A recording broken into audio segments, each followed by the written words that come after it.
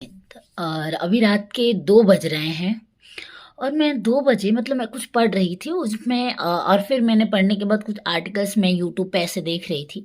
तो बहुत एक कॉमन सी सवाल था, लोगों का कहना था कि रिज़र्वेशन हटा दो।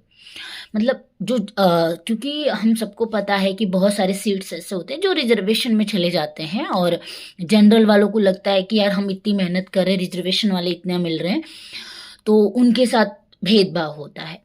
पता है रिजर्वेशन हटाना ज़रूरी है, लेकिन पता है कब हटेगा? रिजर्वेशन एक्चुअली में कब हटेगा? रिजर्वेशन जब आया था उसके पीछे लॉजिक ये नहीं था कि छोटी जाति है इसलिए रिजर्वेशन देना है, जनरल को अलग करना है, नहीं। रिजर्वेशन उनके लिए आया था क्योंकि जिस समाज में हम रहते हैं ना, वहाँ अभी भी जाति प्रथा है और बहुत ज़्यादा है।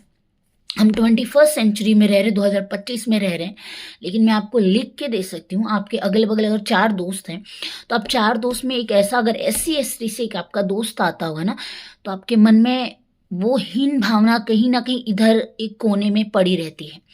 और अगर बहुत सारे ऐसे लोग हैं जो आजकल बहुत सारे यंगस्टर हैं जो बोलते हैं कि हमारे एग्ज़ाम में मार्क्स कम आए, रिज़र्वेशन हटा दो, रिज़र्वेशन की वजह से। पता है रिज़र्वेशन बहुत ज़्यादा नहीं है, 20-30% है, बहुत ज़्यादा नहीं है, 50-50 नहीं हो रखा है, मैं आपको बता दूँ। 20% है, 30% है, कहीं पे 40%, दैट्स इट। लेकिन प्रॉब्लम वही है ना। और मैं आपको बता दूँ, अगर आप यूपीएससी का आंकड़ा पकड़ के देखोगे ना, यूपीएससी क्लियर करने वाले रिजर्वेशन होने के बावजूद भी, अभी हरियाणा में कि कहाँ पे केस भी आया था, एक सेलेक्टेड बंदे ने सुसाइड कर लिया था। क्यों? क्योंकि वो भले रिजर्वेशन से सेलेक्ट हुआ था, बहुत हाई पोस्ट पे था, उसने अपनी गन से खुद को शूट किया था। क्यों? क्योंकि वो SC/ST समाज से आते थे और जाति के नाम पर अभी भी उनके साथ भेदभाव हो रहा था। तो जो भी लोग ये बोलते हैं ना कि भाई रिजर्वेशन नहीं होना चाहिए, हटा देना चाहिए, तो देखो यार मैं दिल से कह रही हूँ, वी आर एजुकेटेड, हम नए जमाने के बच्चे हैं, वी आर यंगस्टर, और हमें ये बात समझनी पड़ेगी कि जब तक हमारे देश में जाति है ना, रिजर्वेशन नहीं हट सकता।